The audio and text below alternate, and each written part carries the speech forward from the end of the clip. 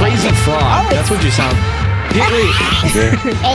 It's funny that you say that because the thing is called crazy. Crazy? Oh, so that's probably, I was crazy oh once. my God. Crazy. They put me in a room, Right. a rubber room, Oh, a rubber room filled there with we rats. go. There you go. I'm not crazy. You're not crazy. Not yet. But hello, everybody, and welcome back to another episode of the 3 Counting Out podcast. This week, it's not the pod after Mania. I have my voice back. This week, we are talking about AEW Dynasty. At the time that you're listening to this, this is going to come out on Saturday, Sunday night. Tomorrow night is AEW Dynasty. So we definitely want to get talking about that card and all that. This week, I am joined by 2 all-elite co-hosts. Not 3, just 2. Gentlemen, go ahead and introduce yourself. How you doing? I'm not Jackal Joker. I'm Fire Guy Kev, actually, the FGK. And I'm joined by my lovely man to the left of me. You know what? Somewhere, I might be actually to your left. Yeah, I'm Mike, and yeah, we are down a man, but still up in spirit, ready to talk about the dumpster fire that is AEW backstage and how they can still put on an amazing card. Yeah, you know, we sent Jackal over to AEW to get the inside scoop, and he never came back. So, you know, we're working on reestablishing that. Hopefully, we'll have him back by next week. But yeah, we do have to deal with. Jump backstage. Yeah, we do. It is possible because you're right. This it certainly looks like a dumpster fire from the outside in. I mean, speaking of dumpster fires, since we are technically a wrestling and football podcast, I was thinking I'm just gonna throw out some names for you guys, and we'll just take like a couple minutes. I'm gonna throw out some names. I want you guys to tell me who you think the league leaders are and who you think is in last place. I'm gonna run through literally all 2 brackets because the USFL is not very big. No, I'm sorry, it's just UFL now. Oh, yes, I haven't watched UFL. any of the UFL. I am all Don't game. worry. Let's go. No one hasn't either. All right. Awesome. So let's do it. XFL conference. All right. The XFL conference. We have the DC Defenders, San Antonio Brahmas, Arlington Renegades, and the St. Louis Battlehawks. Who is currently leading and who is in last place? I believe, although I actually watch it, you know what? I should probably bow out because I watch it. But I believe the Arlington, although I didn't watch this weekend, they were 2-0 going into the weekend, the Arlington Renegades. It's between them and DC for at the top. And I believe St. Louis is on bottom. Era. I mean, St. Louis being on bottom makes sense because St. Louis is just a bottom city. But you said that what was the one that was the Brahmas? Isn't that what The Rock has a tattoo of? San Antonio Brahmas. Yeah, and Yeah, I think the guy called the Brahma Bull, I think, is gonna pay a lot of money to make that team do good. So I'm gonna say the Brahmas are at top. I've never watched the UFL. In a weird way, you're both kind of right because the St. Louis Battlehawks, the San Antonio Brahmas, and the DC Defenders both have a record of 2-1, and the Arlington Renegades are the worst team in the XFL conference with a record of 0 wins and 3 losses. Oh, they were the ones. Wow. Okay, so it's the DC. Wow. It's the DC Defenders that are the better one. Yeah. Well, you 'Cause I say think- better, but 2 wins to 1 loss. It sounds like they're all about the same. Yeah, it's kind of like who's the dullest sharp in the shed because there's not a sharp one, and the Arlington Renegades are the worst one. If there was a sharp one, they'd be in the NFL. Like the kicker for the Michigan Panthers. Right? Jesus. All right. Now the USFL conference. And now this one is not a trick question. There is a top, there is a middle, and there is a bottom. Oh. All right. The Memphis Showboats, the Bottom. Houston Roughnecks, the Michigan Panthers, and the Birmingham Stallions. Who is Birmingham's on top. Birmingham's on top? They Okay. have to be. Yeah, I And mean, would say Birmingham, Alabama, football, Birmingham Fair. on top. Fair. and bottom is whatever that Memphis team is, I think. The Memphis that name Showboats. Unless it's Michigan. It wouldn't surprise me if it was Michigan, but I know Michigan's won at least a game, and I didn't see the score of this weekend. Whoever named it the Memphis Showboats, the horrible football name. Horrible football Right, name. that's not a good name. Not a good name. Also, I'm going to say Michigan Panthers, not good. Michigan, not known for their Panthers. You know what they are known for? Like Bucks, Deers, literally anything else. You could call it the Michigan Potholes. Would have made more sense to the Michigan Panthers. I don't know Regardless. if Michigan potholes sounds as cool as Michigan Panthers. No, but it just makes more sense. At least you're not the Michigan Showboats. That is true. That is true. Mm-hmm. Birmingham Stallions are the only team in the entire XFL. I say entire, 3-0. like there's not more than 8 teams. 3-0. Birmingham Stallions are Wow. the standard. Wow. Coming Yeah. in at another 2-1 are the Michigan Panthers. We're staying up there for right now. We'll see how it He goes. did win this weekend. Good. Coming in third is the Memphis Showboats, the worst fucking name in the UFL. And in last, with the Arlington Renegades, with 0 wins and 3 losses, the Houston Roughnecks. And that has been Houston USFL. Houston wasn't great before. What you should have been watching this weekend, and I know we're doing wrestling and football, but there was a hockey game between, I think it was Tampa Bay and Washington. It started out, both teams scored 2 goals in the first period, and then a dude got hit right near the board so fucking hard, his head ricocheted off and knocked him unconscious. He was unconscious on the ice for 4 minutes Holy shit. before they took God. before they took him to the back, and it took them another 15 minutes to get him responsive. Jesus Christ. Is he like alive? And Brain damage? yeah, I guess he's okay. He just got knocked the fuck out. Oh yeah, And then it yeah, was that's on one way site. to put it.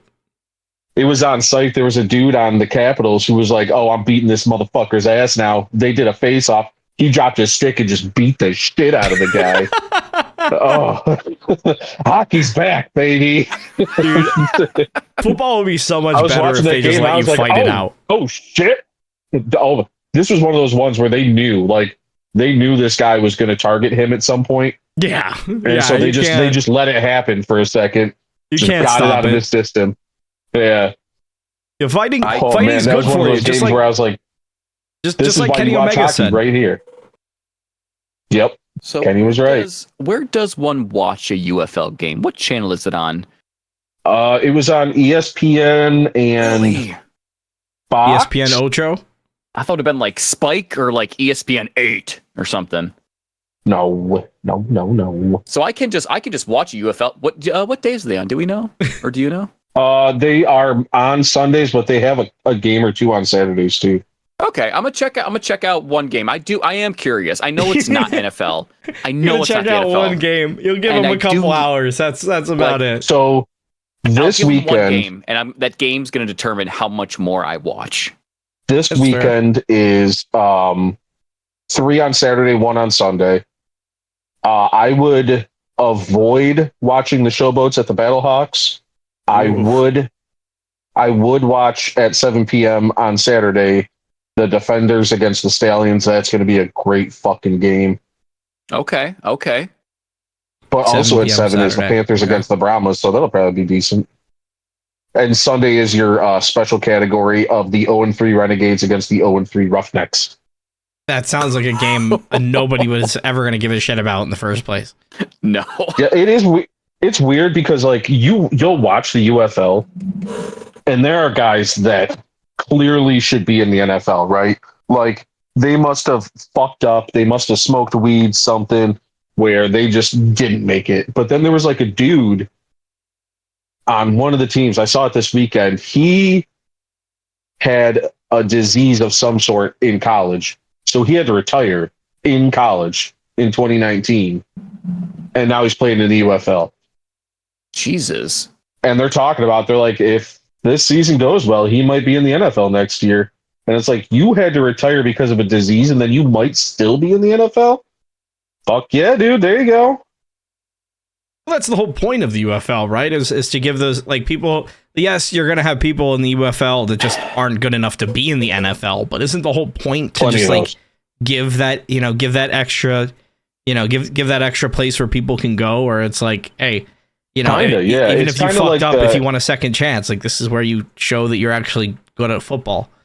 Yeah. It's the AEW of See, of the I NFL. actually, I don't want it to. I think you're right. I think it is the AEW to the WWE, but I don't think it should be. I feel like they should be very aware that they're just not going to compete. There's good football and there's good football, but I think- make this the AAA of I football. think everybody knows that, besides for The Rock.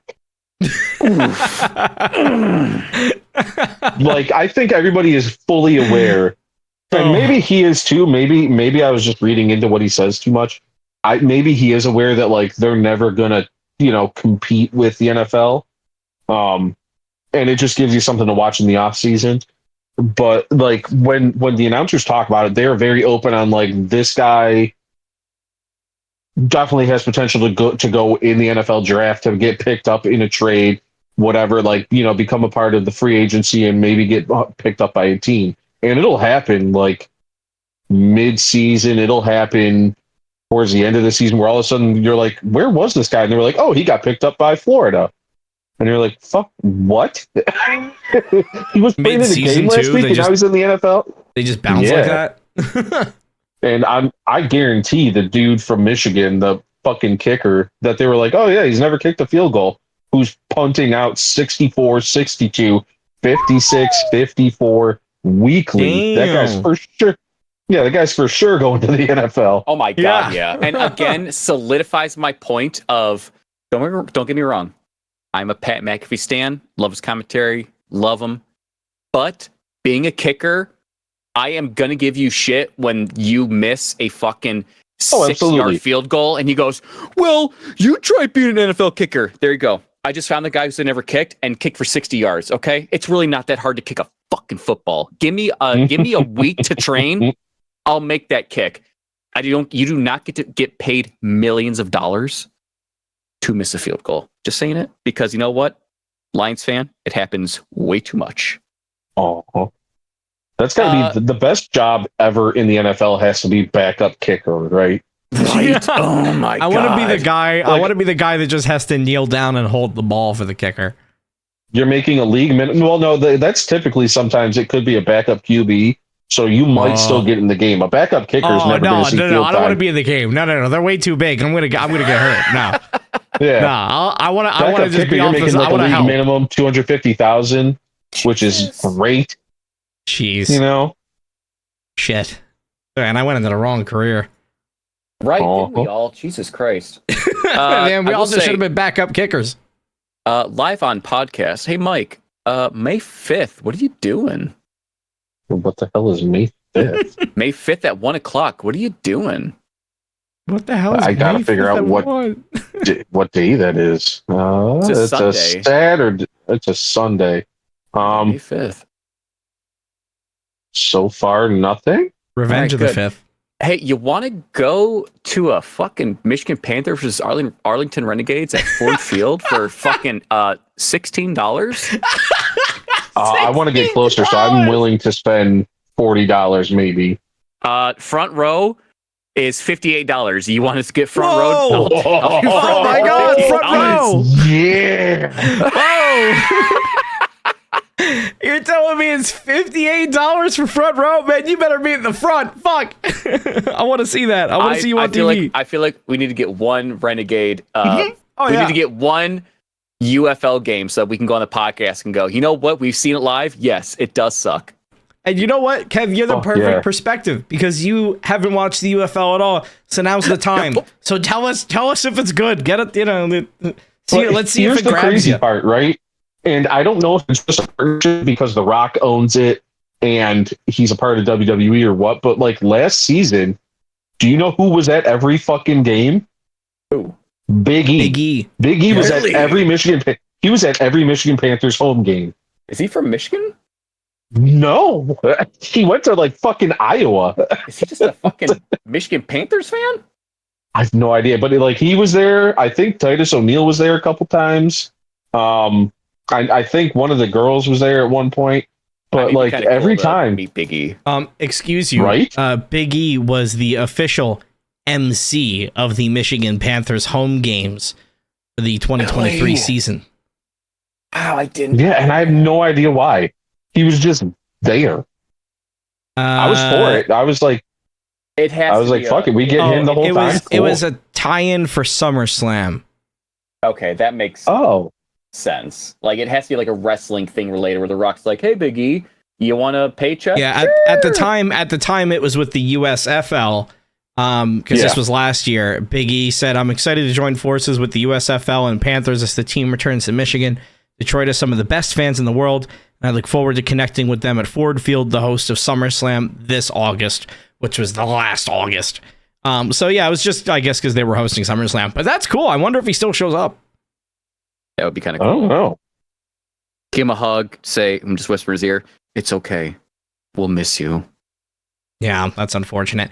I guess while we're on the topic, let's pivot over to wrestling. Big E, unfortunately, his neck is not breaking, or his neck is not healing. His neck is apparently just fucking broken, but he's not in pain. So no Big E. That's unfortunate. It was kind of what I expected off of that. I mean, that was I still can picture that in my mind clear as day when that happened. Oh, because it was nasty.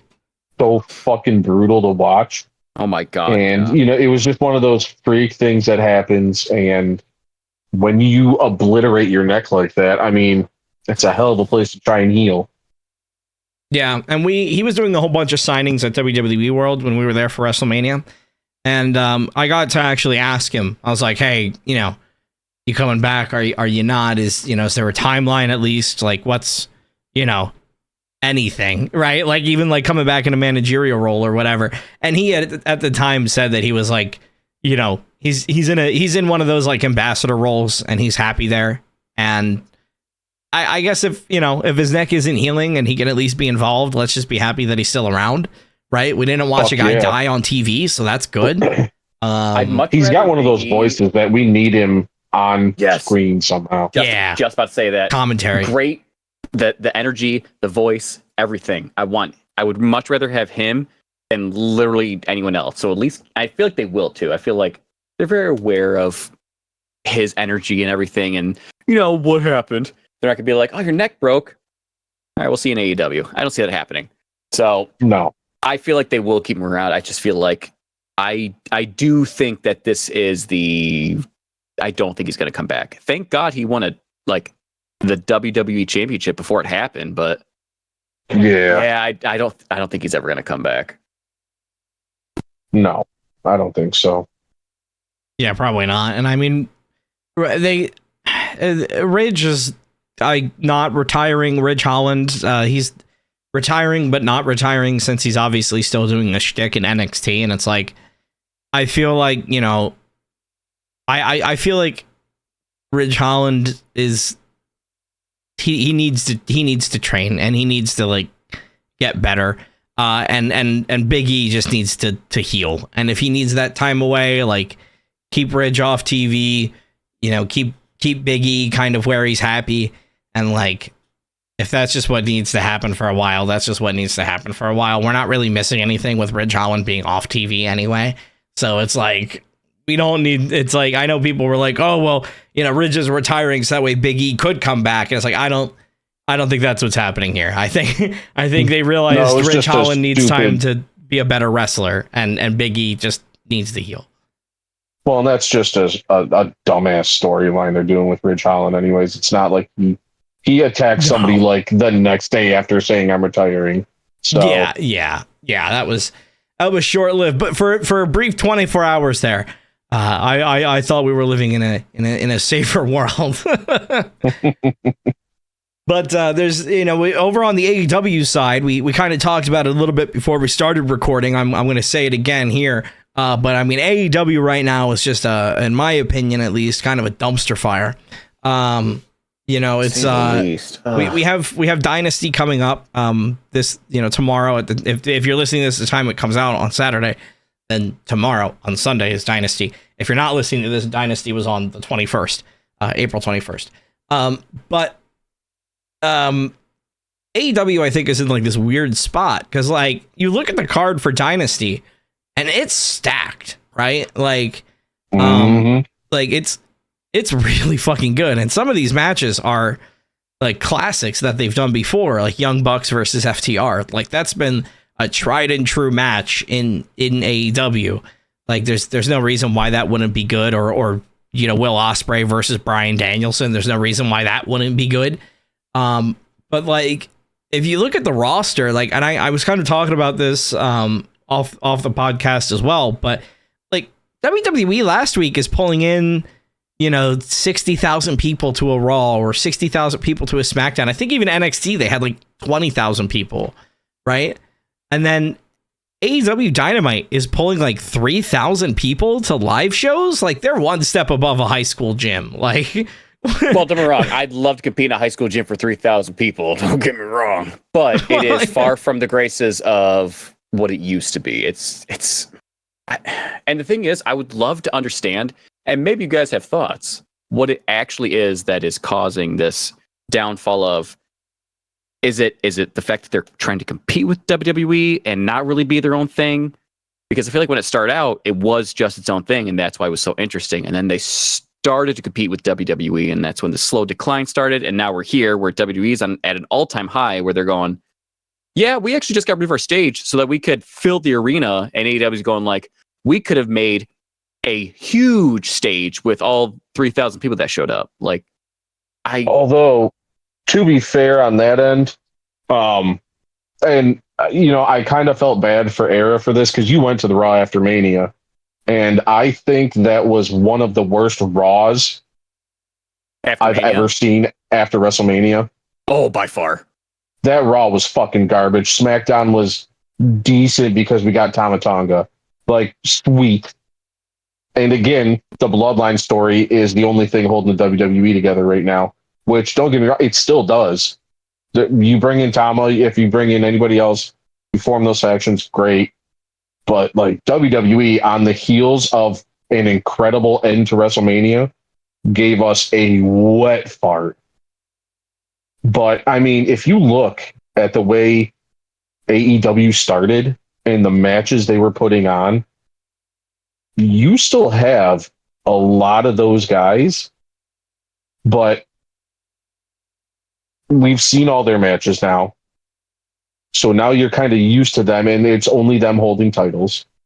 And then on top of it, the other people that you see are either sloppy or just put in a match. There are brief glimpses of storytelling in AEW, and I get it. It wants to be the show where you watch wrestling. If that's the case, like this weekend is going to be an absolutely incredible fucking card. There's not really a lot of storylines going on with it either. Like Bryan Danielson versus Will Ospreay is just a, hey, I'm going to wrestle you. Okay, it's going to be an incredible match. But when you try and do that on regular TV, the matches have to be good. You can't have people that are injuring other people or botching every 3.5 seconds. And you can't rely on Will Ospreay and, FTR and the House of Black to carry you every fucking show. And you can't, your women's group can't be Deonna Purrazzo, Toni Storm, and Chris Statlander, Will Nightingale, and that's it, So, I mean, they've definitely dipped. I'm sorry, Mike. I didn't mean to cut you off. Jackal's not here, so somebody had to do it. I think AEW's problem right now is that, what was it, 3 weeks ago, we had Edge standing out in the middle of an AEW ring saying, hey guys, why does it have to always be AEW versus WWE? Why can't we all just be happy that pro wrestling is good? And we were like, okay, yeah, we can do that. And then we went into WrestleMania weekend, and CM Punk shit talked AEW on a podcast. And then Tony Khan got upset and brought up shit from literally 8 months ago and brought the tribalism back. I think AEW's problem isn't even necessarily a lack of creative. I don't think that's helping them. But I think AEW's problem is that they are always trying to be better than WWE rather than being as good as they can be. They are always going to be the alternative. And when you're viewed as the alternative, nobody gives a shit, because AEW is really, really good when WWE was really, really bad. And NXT and WWE, yeah, we may have gotten a wet fart of Raw last week, but I mean, it's still miles above what we were getting during the pandemic and during the Wednesday Night Wars and during all this stuff. And I think it's to the point where WWE was able to, kind of saddle up a little bit and say, okay, we have to prove that we're the number one wrestling company. And they did. And they did it by making boatloads of money. And AEW took their boatloads of money that they got, and they put that towards contracts, and they put that towards productions, and they put that towards filling Wembley Stadium. And it's not a bad thing. They also made a $2 video game. Right. They also made a video game that flopped. I'm sure that's not helping their budgets. But I think there's something to be said about the mindset of WWE versus the mindset of AEW. WWE is very much like, our product is as strong as it's ever been. Let's keep it moving forward. Let's keep adding to it. Let's keep trying new things. Let's push the boundaries.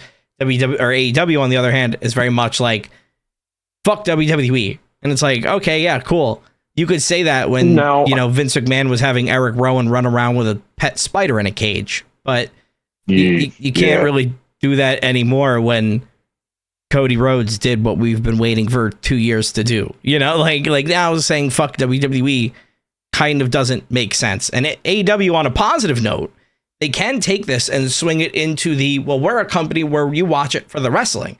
They have these power rankings. They have, these ways to inherently set up who's going to be next for their championship and keep the ball rolling. And they can make these mid-card matches matter just by simply doing, a couple spots up the rankings or whatever. It's just they haven't really dug into that, I think. And it was something that, like, when they first started, the power rankings were new. So it was cool seeing, so-and-so being 8-2 as they're walking out to the ring. But it's lost a lot of that novelty. And they just haven't when it really doesn't mean anything. Yeah, and that's the thing. It doesn't mean anything. Like, they have it, but it's like, okay, cool. Like, last time when they were doing it before, it felt like you could actually take nobody and make them into somebody just by putting them in the number 2 spot. Do you know how much power the Young Bucks have there, like, for match creation? I mean, either too much or not at all, because aren't they something still changed executive drastically. producers or something? Where they're they throw that out there. EVPs. So I don't know if they actually have power, or if because Tony Khan is the money, if he makes all the decisions. Because I'll say right now, we need less Tony Khan. He is definitely one of the big problems of his own company. He was one of the reasons it started off great, and he's one of the reasons it's gotten bad. Because clearly his ego gets in the way. AEW is going to be too big to fail with Tony Khan backing it, right? Like he's not going to let it go under. But I don't know how much involvement the Young Bucks have, because I know Kenny Omega, who was in a very similar EVP spot that the Young Bucks were in. He's been streaming on Twitch, and I think either last weekend or a couple of days ago, he said that he's basically done nothing as an EVP for 4 years, and he basically said he does not want any, like, yes, he is an EVP, but he does not have any power as one. So it seems like, at least for Kenny Omega, it may just be more of an honorary title. And I'm wondering, I don't know how involved the Young Bucks are. I know that there's been like shots of them sitting in Gorilla and stuff before, but I don't know how much of the matchmaking is actually happening. I will say, though, somebody who is helping with the matchmaking, and he does have a match on the Dynasty card to pull this kind of back into it and give us a framework to talk about here. We'll talk about, we'll kind of go match by match. We'll start talking about this guy who has a little bit of booking power, and I believe has booked this match purely for himself. Bryan Danielson, the best technical wrestler in the world, going up against Will Ospreay. Bryan Danielson has booking power. I believe he just booked this as a dream match for himself. And I think... Good. Yeah, this match is going to be amazing. I think this is going to be Bryan Danielson putting over Will Ospreay. Bryan Danielson's been pretty vocal that he only has a couple years left, if that. I think he said this year's his final year. Oh, is this one even his last one? Yeah, so I feel like it's finally time to put Will Ospreay over. Plus, he's in America, and has he even had like an actual I know he's been on AEW, but has he had an actual official match under contract yet, or is this his first? Yes. Okay. He's had a few already. It still doesn't make sense for him to lose right now, but especially since he's still new. But Shibata? last week, I believe, or the week before, okay. one of the two. Yeah, so then he's got momentum too then, especially if he's beating Shibata and not John Smith Also, Jobber over there, you know. Quick sidebar. When did Shibata become a jobber? He's lost I've 8 never viewed matches in a Shibata row as now. a jobber. He's lost 8 matches in a row, I believe, on AEW TV. Like, I don't Because know what it's he did to AEW. piss Tony Khan off. Like, you have Shibata losing matches? Come on. But he did just beat, I think, or did he lose to Lee Moriarty? He lost one, and then I think he won the other. Goofy.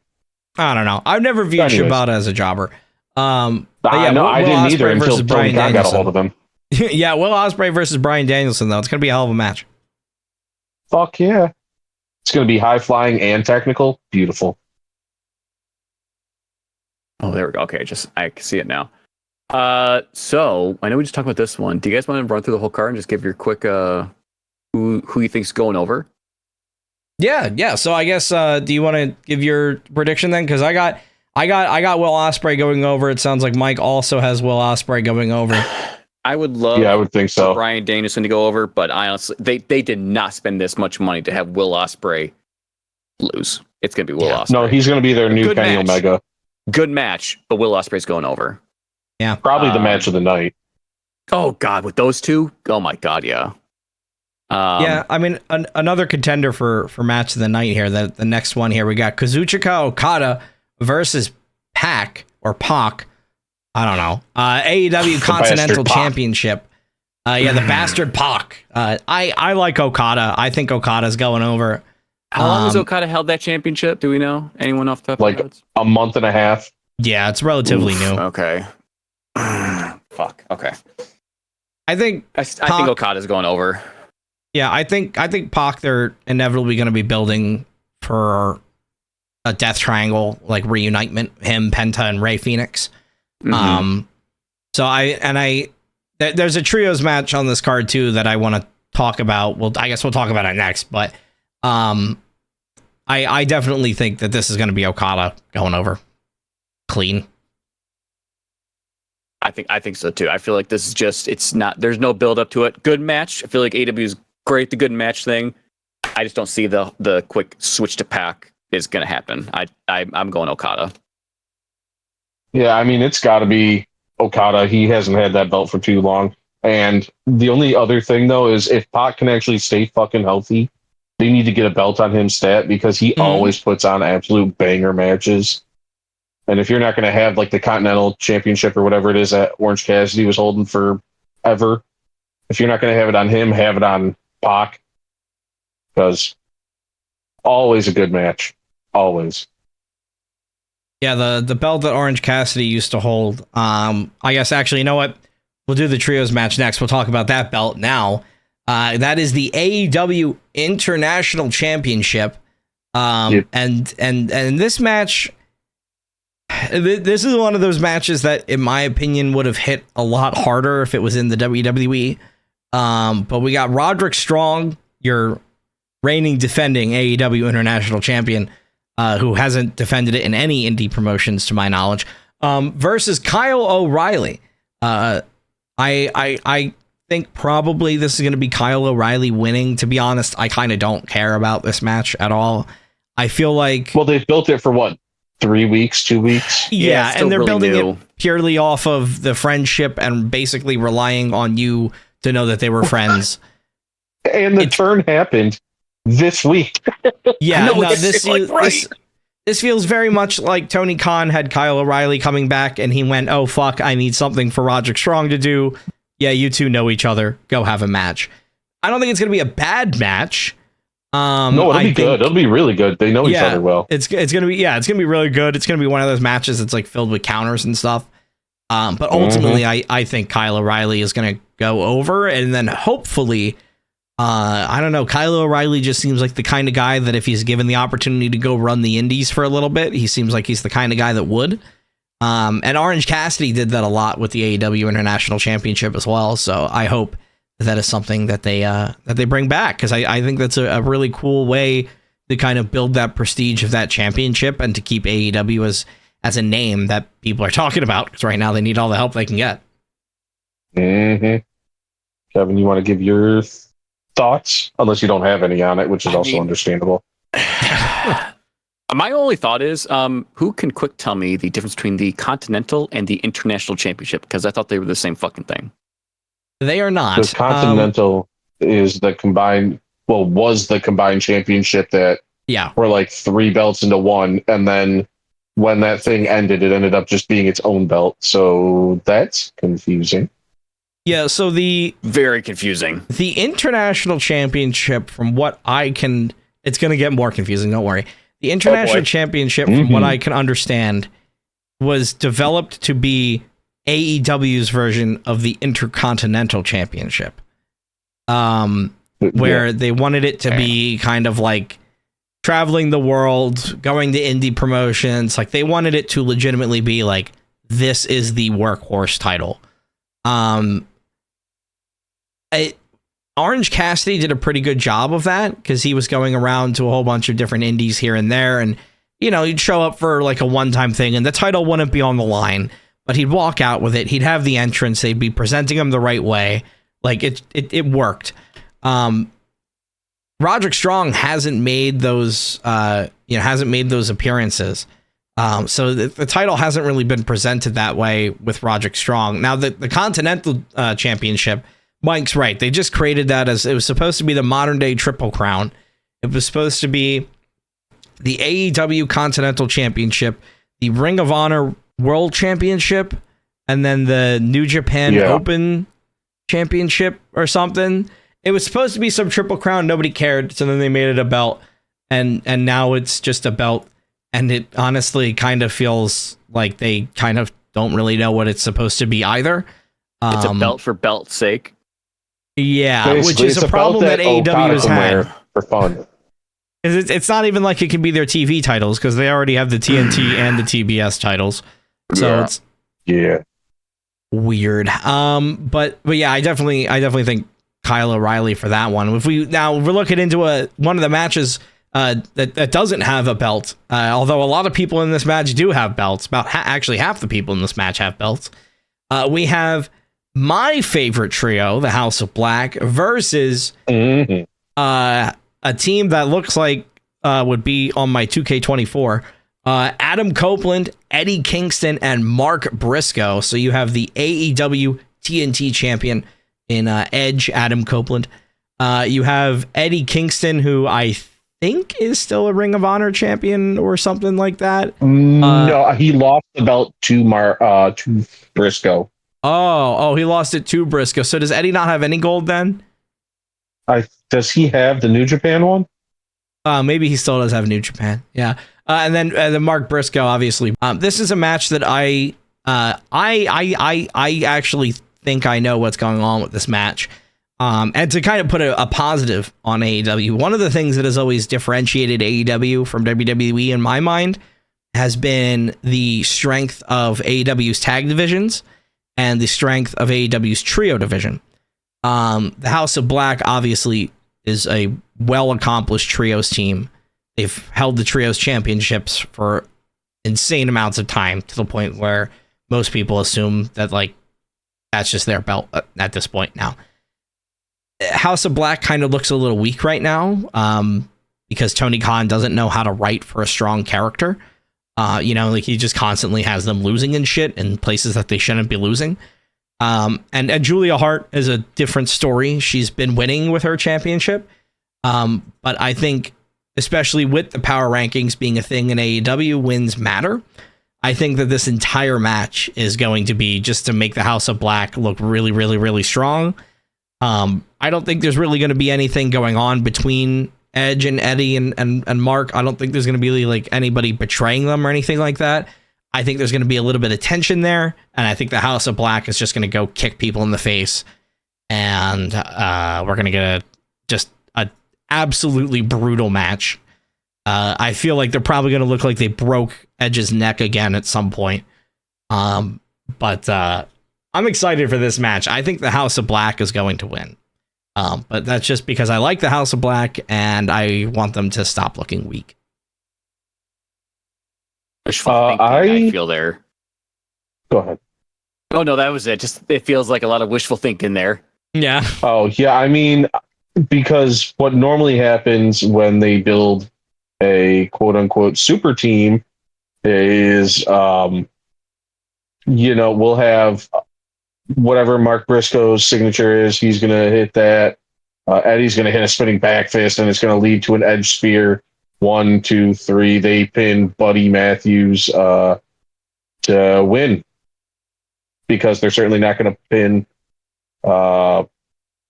Malachi or Brody King. That'd be silly. Yeah, you can't pin Brody King. That he's the biggest man in that entire match. Yeah. But normally when they build a big old super team, that super team ends up coming out on top, even if they shouldn't.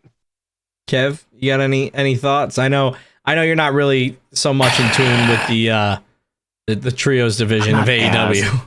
No, I mean, I do like my AEW, but I will say when it comes to that, I'm just kind of like, oh yeah, that one. Yeah. Oh yeah, those fellas. Give me Edge. Give me Adam Copeland, because the poor bastard just wanted to go do some good wrestling and everybody's giving him shit for it, and I'll always back up Edge. So I'll take That's fair. Edge, That's fair. Mark Briscoe, but I hate Eddie Kingston. I'll still take him. Oh, hey, Give me you brought up Edge wanting to do good wrestling. He's been doing a series of open challenges on AEW. Those have been really good. He's been wrestling no names, but I mean it's been interesting. Edge has? Well, it's been fun because he's been basically doing the Daniel Bryan route, but not having as fun of matches where it's like, oh, here, come put on a great match with this amazing person. And it's limited by Edge's ability. That's all. Yeah, it is the unfortunate, we were talking about it last week of I don't know if we necessarily talked about it last week, but we've definitely talked about it before, just of old people needing to retire. Although, hey, on good news, we're down one. We're halfway there. Whoa, we're halfway there because Matt Hardy's contract with AEW expired and he did not re-up it. Which means we have Jeff Hardy on his own for a couple of months. Jeff Hardy was also out on injury for a little bit, and it's pretty common for contracts to be extended for whatever that time was. So I assume that Jeff Hardy's contract is also going to expire probably by the end of the year. I don't know if they're going anywhere, but it's one of those older wrestlers, especially one that we've talked about specifically of like, man, you need to get out of this ring. It sounds like he may have realized that as well, which just frees up more spots for hopefully AEW to look a good tag team. Although, if we look on the other side, so the last match was Edge and Eddie Kingston and Mark Briscoe versus House of Black. House of Black has a female member in Julia Hart. Julia Hart is the current TBS champion, which is like the AEW Women's TV Championship. Edge is actually yeah, she's been doing great. Edge is the TNT Championship, so Edge is like the male TV Championship, but his title isn't online. But Julia Hart, her title is on the line against Willow Nightingale. So we kind of talked about this. This is one of the matches that we kind of, this is one of the main stories of the AEW women's division.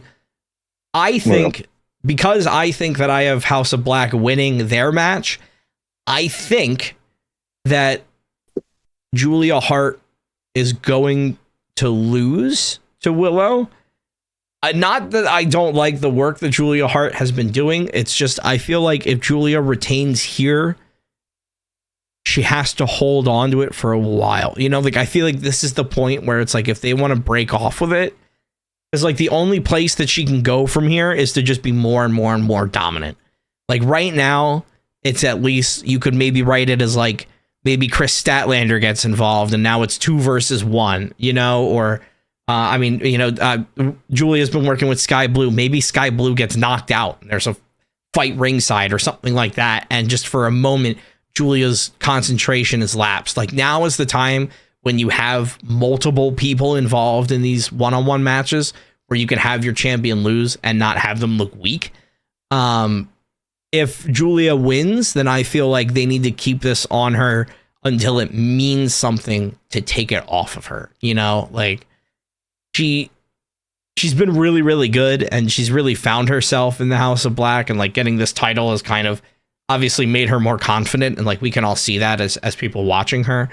But I don't know. I feel like this match is kind of going to be that make or break, because she's had it for a good amount of time at this point too. When did she win the TBS title? I don't actually remember. Good question. It's been a while now already, because it went Jade, Chris, Julia. So Jade won, Julia won November 18th, 2023. So she's had it for a good amount of time. So I feel like if they're going to take it off of her, now would be a safe time to do it. But if they're not going to take it off of her, then it's like, man, we better strap down, because especially with her being associated with the House of Black, and they need to be booked stronger. Like, we're going to be looking at her being backed up by like 3 of the most dangerous men in AEW potentially. Yeah, I mean, the only other thing I see is, I mean, Willow winning it. My problem with that is it seems like Tony doesn't see her as a long-term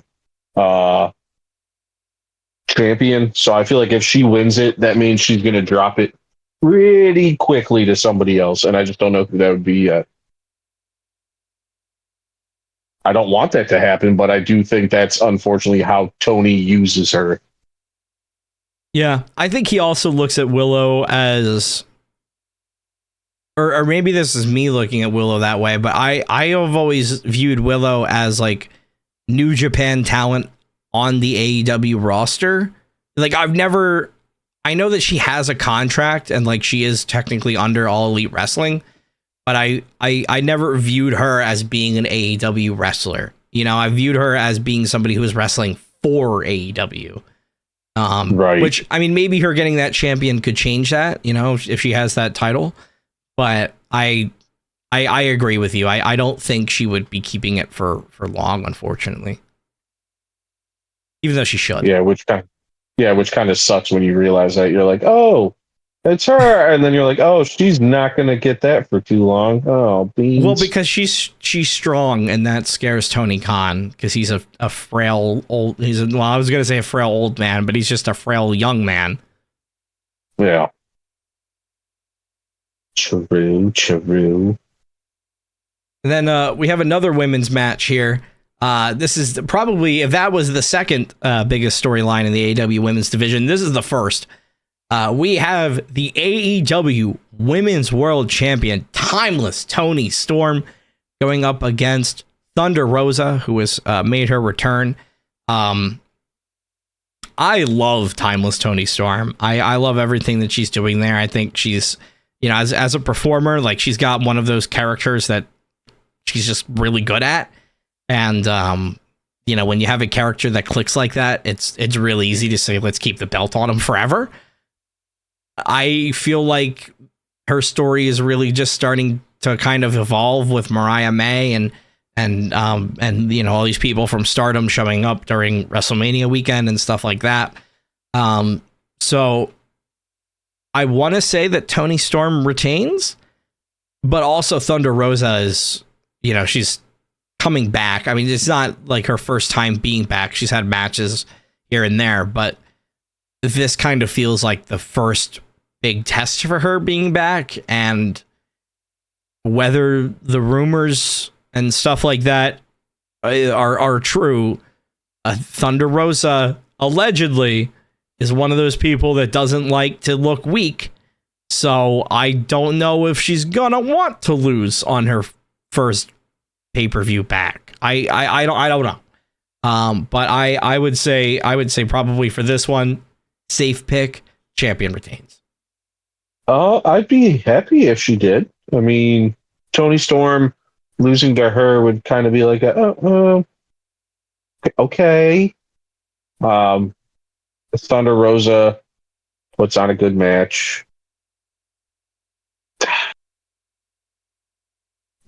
I just don't know who else they would kind of put the belt on otherwise. You know what? Just for the sake of it, I'm going to pick Thunder Rosa.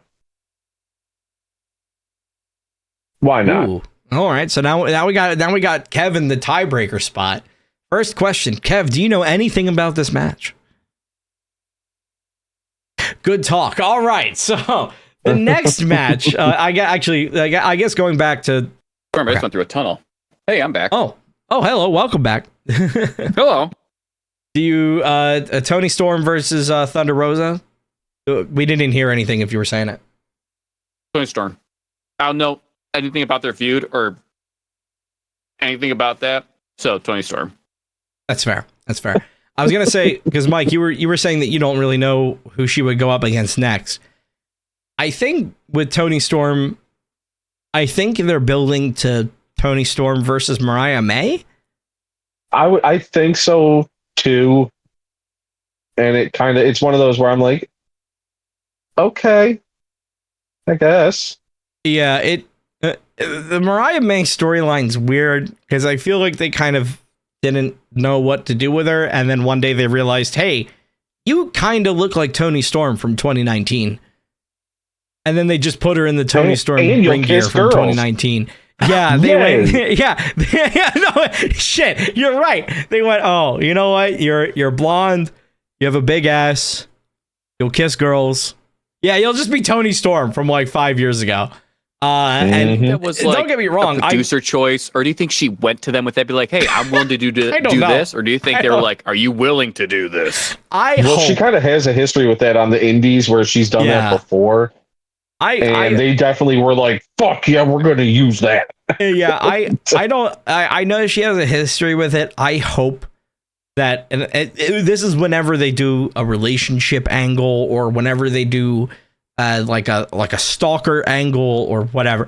I always hope that it is the wrestler bringing that up. You know, I hope it was Tony Storm being like, hey, what if we had Mariah May be like obsessed with me?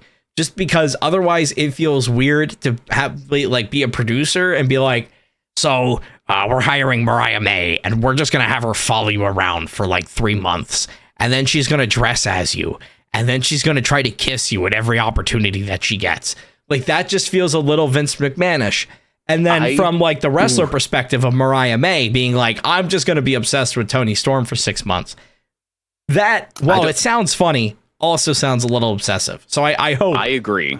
Yeah, I hope that it was just either mutually agreed upon or. I don't want to get sidetracked here.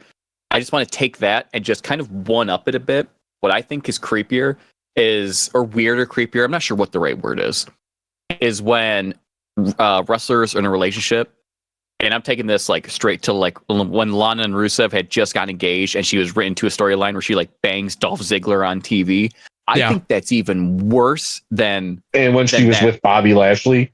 Yeah, it's like. Or like when AJ was making out with everybody and she was with CM Punk. We're going to have you bang every wrestler on the roster. Yeah. And it's just like that, I feel like is so much weirder. Yeah, that's some Vince McMahon writing. That's some Vince McMahon writing. Oh my God. Speaking of Vince McMahon writing, because this match definitely has it. And this match doesn't need to have Vince McMahon writing for any reason, but it does. And yes, we're going to talk about it because this is a match that has been 8 months in the making for the AEW World Tag Team Championship. Jesus fucking Christ. The Young Bucks versus FTR in a ladder match. So I want to say this before we even get into anything else. The fact that their ego took that footage and they were like, we're going to make the lamest storyline in fucking history out of this footage. Why? Like, you make the Young Bucks look worse. You made FTR come out and look like a couple fucking clowns. They didn't deserve that shit. The Young Bucks are like, yeah, things happen and blah, blah, blah, blah. FTR used this as an excuse. We were clearly distracted. What? Yeah. That's your storyline? And you're using this footage to do it? This is the dumbest fucking thing I've ever heard. Yeah, and this footage, I don't know. I don't know if you guys saw it, but after they showed the brawl out footage, well, when they cut back to commentary and they showed Tony Schiavone's face, he looked like somebody beaten down. He looked like that man watched WCW die, and he looked like he was watching AEW do the exact same shit. Airing that footage did absolutely nothing, and it just goes back to the same bullshit that we were talking about in the beginning of the podcast, where it's like, okay, cool, what did you accomplish from that? All you did is brought back up the same tribalism as before. The only thing that happened from that is that CM Punk started going viral on Twitter, but he works for WWE. It's not. I guess there was maybe some good reaction for Jack Perry, Jungle Boy, because he's with New Japan and they had a show in Chicago. Which I saw a clip from that. He came out with a fucking SWAT team.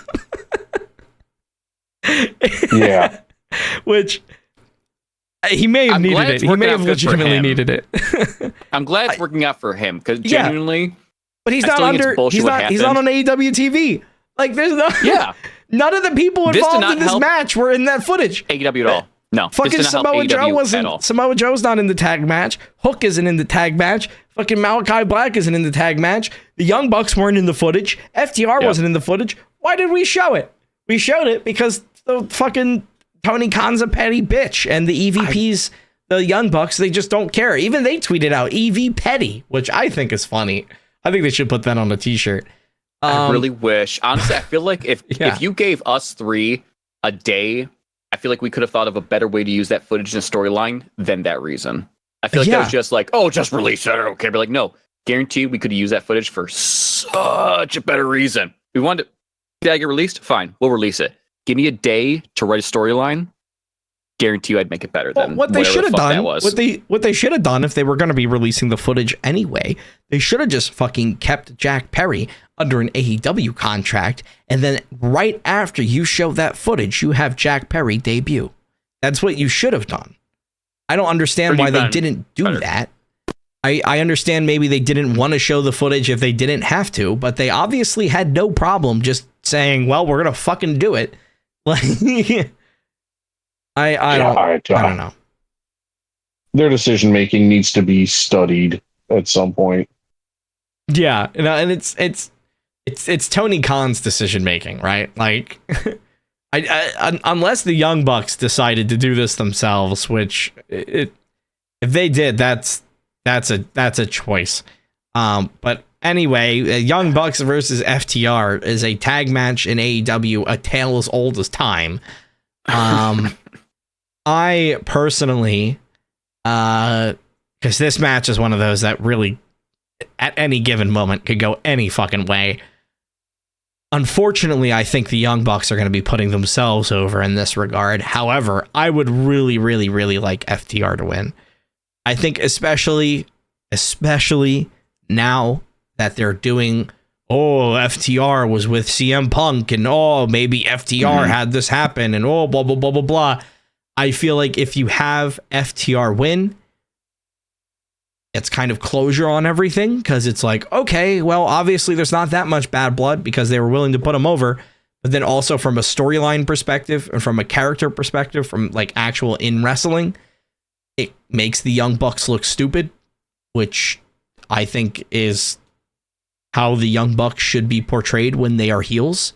I think the idea of them being sneaky, conniving heels is stupid. They should be portrayed as literal fucking circus clowns, because that's what they come across as when they're bad guys. When they're good guys, they're great. But I right now they just seem like circus clowns. So I feel like they should book them as such and make them look fucking dumb, and have FTR just win this motherfucker. But I mean, it's going to be a good match no matter what. True. I agree. I think it'd be a good match regardless. The winner, I'm just gonna it's probably gonna be Young Bucks, and I'm gonna say it's probably be Young Bucks due to shenanigans, like, you know, some not clean, but also not dirty, if that makes sense. Like yeah. It's not gonna be like a straight up I super kick you pin. It's gonna be something like oh my God, CM Punk's music played for half a second and then a roll up. It'd be something along the lines of that.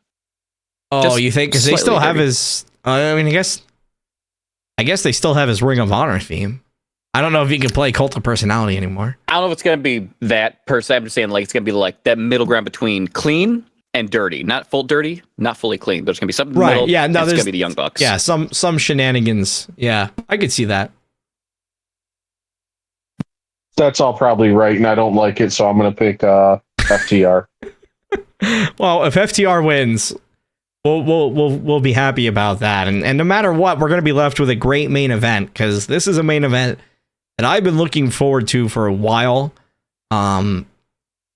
This match is being billed as a normal one-on-one match, no stipulations or anything like that, but I know it's going to be wild as hell for the AEW World Championship.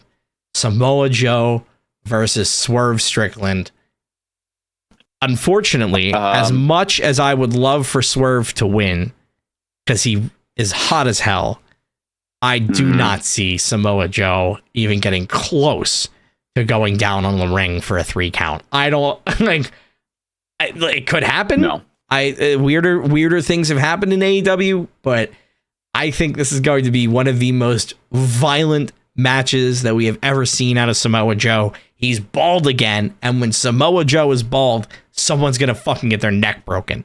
So I feel like just off the haircut alone, we can basically bank on Samoa Joe choking the hell out of Swerve Strickland and just probably making it an even better title match, fucking death match bullshit down the line or whatever. But I think at least for this match, Samoa Joe. Is Hangman still in the picture here? Like that weird kind of feud they got going on between Swerve and him. Is he still in this picture? Because I remember from the last review, didn't he like intentionally like take the pin so that Swerve wouldn't win? Yeah, so Hangman's thing for a while was just kind of being petty enough so that way, like, you're right, like taking the pin and stuff so that way Swerve wouldn't get the opportunities. But I feel like they've kind of backed off of that a little bit. I don't know. I don't know if they're going to have... I feel like they're going to have Hangman run in the match. I don't know if he's going to necessarily cost them the championship. They may use it for like a near fall on Swerve Strickland, but they're also kind of billing Swerve Strickland right now as like being in the zone. You know, like they're very much like he's dialed in on this championship, not really anything that's happening outside too much. So like kind of, but I don't think Hangman will really be a factor. Okay. I hope not. I'm gonna go. Joe's going over because he has not held this title for that long, and I feel like it's Samoa Joe. Dude should be holding that title until MJF comes back. Honestly, I want it to be a really good match, and I feel like it will be. Get Swerve Strickland down to like a 2.5 count. You know, good hits, everything feels good. Feels like could go either way. Give me Swerve Strickland for like a 2.5 count. Joe comes back. Drop the title at a much better pay-per-view than just... Even though this is stacked, it's still a Wednesday Dynamite. Give me a much better pay-per-view to drop this. I feel like this could be like... The cracks are starting to show in Samoa Joe. Maybe don't rhyme it like that, because that sounds weird. But, you know, I feel like there is potential in future if this is done right. Again, this all depends on if it's done right. But give me Joe over Swerve Strickland. Just make it a good match. It makes them both look good, because you can still lose and still look good. It's fucking possible. Let's just do that. Let's not do anything drastic, you know? We're good. We can rebuild. We're good, guys. All right, AW, I know the cracks are showing, but you know what? The foundation's still there, so just take your time. Give me good wrestling, because I know all of these are going to be good wrestling. Work on the stories a little bit. Maybe hire some ex-WWE guys. You know what? Fuck. Some of them got it figured out. And then let's just take this nice and slow. I trust you guys. Give me Joe over Strickland. And that's my AEW rant. I also, unfortunately, think it's going to be Joe, which is even more disappointing because we've had Swerve at the cusp for like a year now. Yeah. It just makes me wonder when his time is going to be, who he's going to beat. because Swerve definitely deserves something, for fuck's sake. I'll say this. It's probably going to be Joe. So when it is, I'm not going to be surprised. But for the sake of the podcast, I'm going to say Swerve. Yeah, I think we would all be pleasantly surprised if it was Swerve, you know? Mm-hmm. Although I do agree with what Kev was saying, that I feel like Samoa Joe at this point needs to hold on to it until MJF comes back. Better. That's the thing. Do we even have a timetable for that yet? No, we don't. And AEW does the thing where they remove him from the website, and they take his roster off, they take his merch off. Look, MJF left. He didn't show up at WWE over WrestleMania weekend. I think we can all agree that he re-signed with AEW back in October, just like everyone was saying. And I believe he put it out there that he re-signed. Oh, did he even put it out there? Yeah. So like I think he's taking some time off to heal, and I feel like when MJF comes back, I feel like he's probably going to be back as like that, heel that we all love to hate kind of thing, like the same shtick that he was doing as the AEW World Champion, just without the championship. And I feel like he's probably going to get that title opportunity again, probably like right away when he comes back. And I think he's actually probably going to lose it, so that way he gets back on the chase. And then maybe while he's on the chase, you can do Swerve versus Joe again. But I agree that Samoa Joe versus MJF is a match that Tony Khan wants to have. And so is it that, or is he waiting to do Adam Cole versus MJF? Adam Cole versus anybody at this point. Is he waiting for Adam Cole's ankle to not be in a billion pieces? That's what I'm assuming. I feel like if they're going to do the long game, it's going to be Adam Cole cheats to beat Samoa Joe, lords around with the title for a bit, and then all of a sudden, one fateful night, we hear that music, and here comes MJF.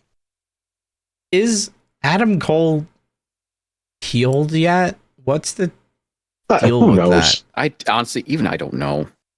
Well, because I'm thinking the only place that I could see him getting involved in this card, if he's going to be involved at all, I mean, it kind of, I guess it depends on if they care about the Devil story anymore, or if that fizzled out after 2 weeks.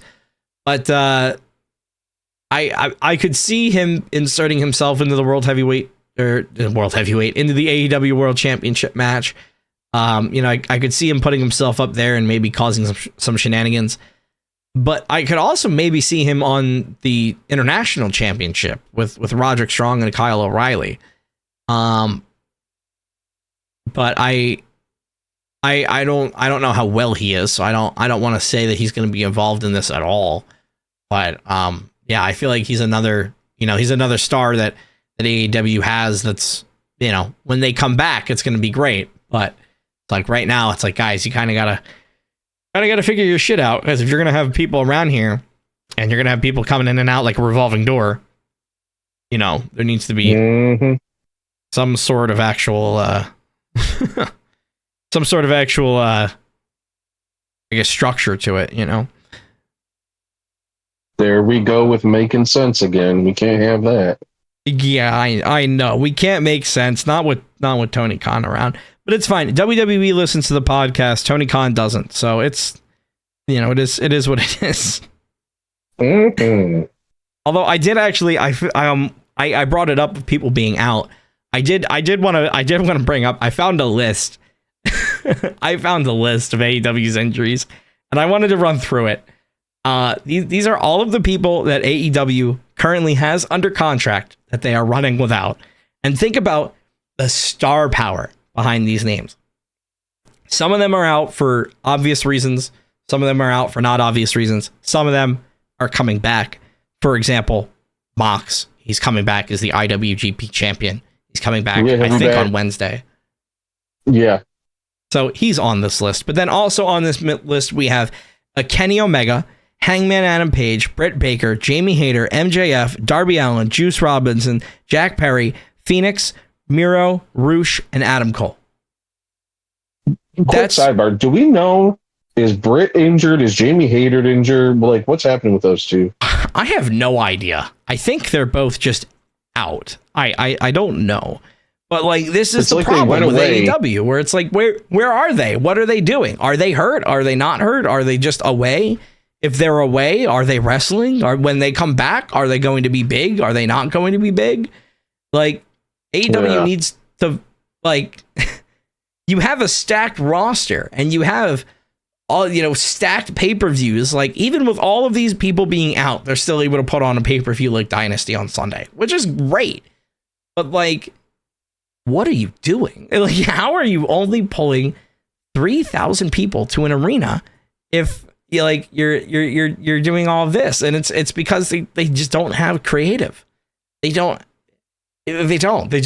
run with whatever's working at the time, and then as soon as something stops, they just drop it like cold turkey, and you don't know, is Britt Baker out hurt, or do they just not have anything for her? Which, if you don't have anything for Britt Baker, that's a whole other question. Like, right. It's just weird. I feel like Dynasty this weekend, just to kind of wrap it all up and put a bow on top. I feel like Dynasty on Sunday is going to be a big moment for AEW. I don't think it's going to be big in the sense of like this is going to be their last show or whatever. Like I said, I don't think AEW is really ever going to fail per se. I think it may one day go out of business. I don't think it's ever going to go bankrupt or anything like that. But I feel like this weekend, Sunday, this pay-per-view, this is AEW's time to show that, hey, we have really, really, really good wrestling. And then after every pay-per-view, you can hit a reset switch, right? Like, they could keep it going if they wanted to. But I think it'd be very smart of AEW after Dynasty, kind of take a step back and look at everything that's going on and be like, okay, what's working? What's not? Who's working? Who's not? And let's make some changes. AEW has a giant bloated roster, which is great because when people are out injured, it lets them put on pay-per-views like this. But it brings up the problem of you have a giant bloated roster, and I just read off a list of 10 or 15 of them that are hurt. Like, that's a problem. Well, and that's what happens when, you're like, okay, we have Kenny Omega. He's going to be on every show, every week, every time. And I mean, WWE kind of does that too, but when you have somebody like Darby Allin, who's literally flying off of stuff at Mach speed every week, like, yeah, do that every Wednesday, Darby. Jump off a 20-foot ladder every Wednesday. They're shocked people get injured. It's like WWE builds their matches and their people for longevity. AEW does it for the show, which, if you're going to do that, have backup plans for when people get hurt, because they will get hurt. And instead, it's like somebody gets hurt and they're like, oh shit, now what? Kev, you got any closing thoughts? I feel like it's going to be a really good pay-per-view. I feel like it's going to be a lot of fun wrestling. I feel like we've called most matches pretty close, but it's also nice to know that we could be wrong. It's not like, we're watching Roman Reigns versus LA Knight. We know Roman's going to win. It's nice watching wrestling where you don't know the outcome. You're just kind of assuming fairly accurately the outcome. So I'm excited for it. I still think it'll be good. I'm hopeful I agree with what you said about AEW. I don't think they're going to go out of business anytime soon. But I also feel like they really need to catch themselves right now before they go any lower, because they can come back. They have some of the greatest wrestlers. You guys just need to catch yourselves now, start making interesting storylines, and go forward. And you might as well start now, since you decided to release that stupid footage. Just start now and work your way back up. So I think it'll be good. I'm excited for it. Good wrestling is good wrestling. Let's go. I want to, real quick on what you said. If you're going to do storylines, go full tilt into storylines. If you're not, get rid of them. Because this half in, half out doesn't work. Clearly. I think, this pay-per-view was basically built on a lack of storylines. because the storylines they have in there are garbage. If you just watch it for the sake of great matches, this pay-per-view is going to be fucking great. If you watch it from a storyline perspective, oh boy, is it really bad. I think so. I mean, if they're going to go full tilt into storylines and become sports entertainment, hire some good writers and do that. If you're not going to go into sports entertainment and you're not going to do storylines, or you're only going to do it some of the time, get rid of them. Get them out of there. You have the star power to just put on some great matches constantly. Do that. Do what you're good at. Yeah, and I think, it's important, we sit here and, listen to us bash AEW for an hour or whatever. I think it's important to understand that at the end of the day, what Edge said 3 weeks ago or whatever now, it's ironic that he said it on AEW TV, but what he said is correct. Pro wrestling is at, it's at a peak right now, right? Like it's stronger than it was during the Attitude Era. It's pulling bigger numbers than ever. WWE, I think, just broke their sellout record. And then I think they officially capped out at 18 consecutive sellouts, like 18 or 19 consecutive sellouts, including WrestleMania weekend. That's insane.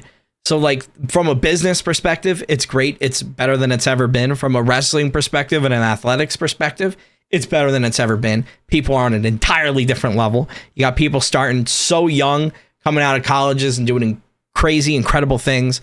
Like, there's no reason to not be excited about pro wrestling right now, but AEW is in this sticky spot where it's like they need to find themselves, because if they're billing themselves as the alternative, they're going to be stuck in that second spot. And when the first is really, really, really, really, really, really, really good, doesn't matter how good second place is. But if you enjoyed this episode of the 3 Count Out podcast, you can go ahead and drop us a follow or like and subscribe, whatever you're watching on. Just do whatever you have to do. You know what to do.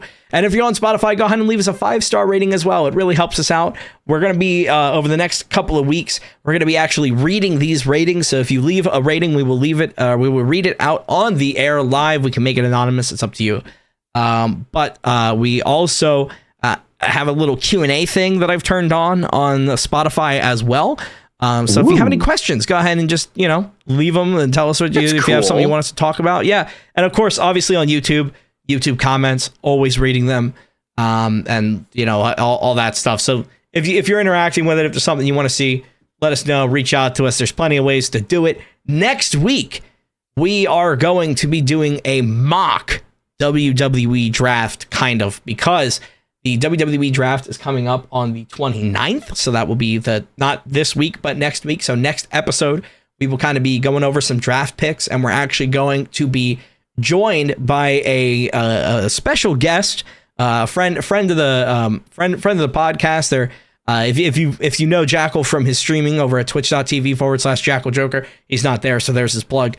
But one of his viewers over there wanted to be on the podcast, and they're also a wrestling person, so we're gonna have them on, and we're gonna kind of talk about WWE and kind of what draft picks might make sense, and what storylines we want to see, that kind of thing. Because I feel like the WWE draft is going to be the opportunity for Triple H to really reset everything and get it to where he wants it. So we'll be able to talk about the storylines that we want to see coming up, that kind of stuff. But that's going to be next week. If you've enjoyed me, you can find me at youtube.com/@EraV1 Music or twitch.tv/EraV1.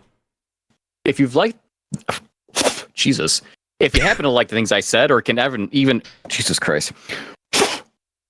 This is going great. Is it the sock on the mic?